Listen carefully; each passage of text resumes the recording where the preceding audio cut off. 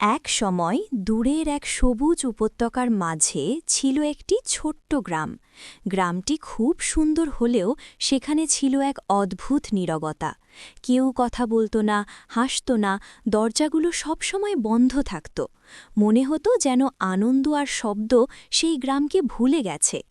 এই গ্রামেই থাকত একটি সাহসী ছোট মেয়ে। তার চোখে ছিল কৌতূহল আর মনে ছিল অজানা কিছু খুঁজে পাওয়ার আশা। প্রতিদিন সে ভাবত, কেন আমাদের গ্রাম এমন নীরব? এক ভোরে হঠাৎ করে আকাশে এক অদ্ভুত আলো দেখা গেল। সেই আলোর মাঝখান থেকে নেমে এলো এক সোনালি পাখি। তার পালকগুলো সূর্যের মতো ঝলমল করছিল, আর তার ডানার আলো ছড়িয়ে পড়তেই গ্রামে হালকা উষ্ণতা ছড়িয়ে গেল। মেয়েটি সোনালি পাখিটিকে অনুসরণ করতে শুরু করল। পাখিটি তাকে নিয়ে গেল এক জাদুকরী বনের ভেতর দিয়ে।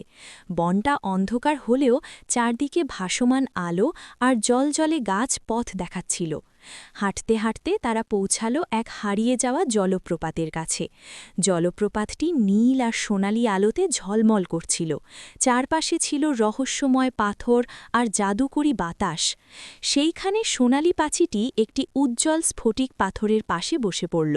মেয়েটি বুঝতে পারল, এই স্ফটিকেই লুকিয়ে আছে গ্রামের আনন্দ আর প্রাণের রহস্য। যেই মুহূর্তে স্ফটিক থেকে আলো চারদিকে ছড়িয়ে পড়ল, গ্রামের নীরবতা ভেঙে গেল। ঘরের দরজা খুলে গেল, মানুষ কথা বলতে লাগল, শিশুরা হাসতে শুরু করল। গাছগুলো সবুজ হয়ে উঠল, আকাশ হয়ে উঠল আরও নীল। গ্রামটি আবার জীবন্ত হয়ে উঠল। সোনালি পাখিটি আকাশে উড়ে গেল, কিন্তু তার আলো রয়ে গেল গ্রামের প্রতিটি মানুষের হৃদয়ে।